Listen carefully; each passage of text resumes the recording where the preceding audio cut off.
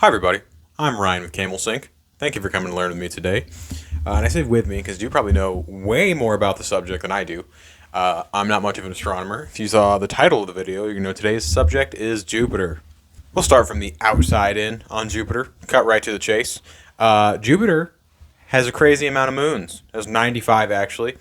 They keep discovering more, which when you compare it to like Saturn's moons, Saturn is 146, which is even more insane than 95. You know, I don't know if I believe Jupiter's 95 moons. I don't know if I believe Saturn is 146. They say a lot of things. They say the Earth is round. Per NASA, moons are just a naturally formed body orbiting a non-star entity. So it's a pretty loose definition, which I guess is probably why it has so many. Pluto has one as small as 6 miles across. So that would explain it. Still kind of sus, though.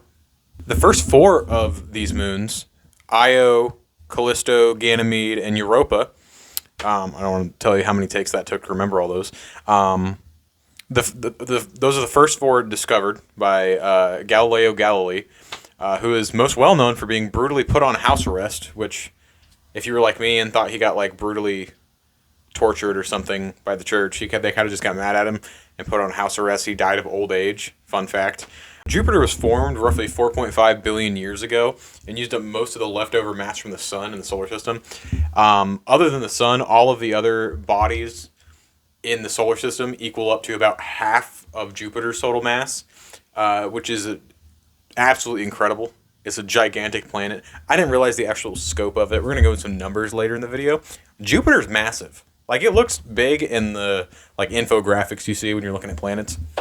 It's insane.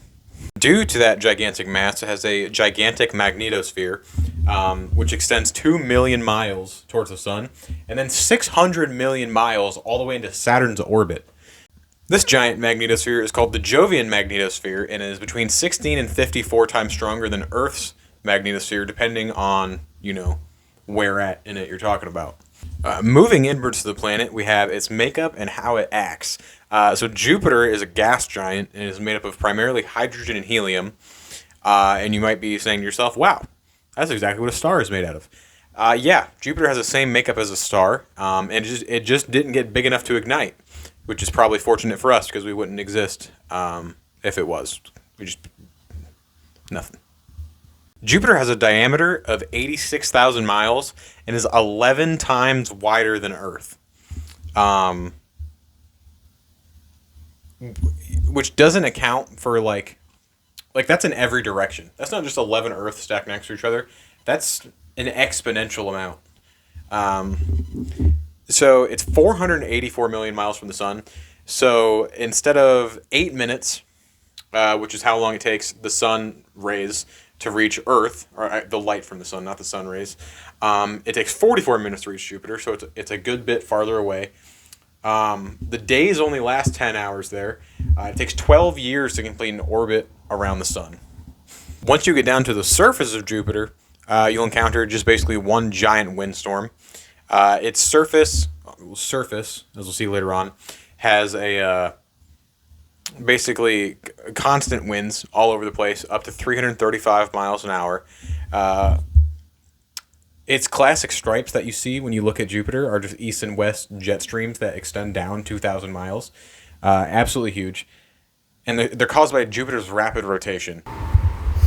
Different shirt, different mic, different day. Quite a few days later. I am definingly bad at time management and procrastination, so we're figuring stuff out. Back to Jupiter, though. Jupiter's seasons are much tamer due to its 3-degree tilt, making it much more upright relative to the sun. Jupiter has 3 distinct sky layers. The outermost layer most likely being made up of ammonia ice crystals, and then ammonium hydrosulfide crystals, and then the lowermost layer is water and ice vapors. Interestingly enough, below that lowermost layer is the largest ocean in the solar system. So deep in the atmosphere, the pressure and the temperature increased, turning the hydrogen gas that makes up Jupiter into a liquid. This is actually what's thought to cause the magnetic field. Basically, the pressure squeezed electrons off of the hydrogen atoms to make the liquid conductive, and then the rotation of the planet pushing electrical currents through, causing a dynamo effect, resulting in said magnetic field. Which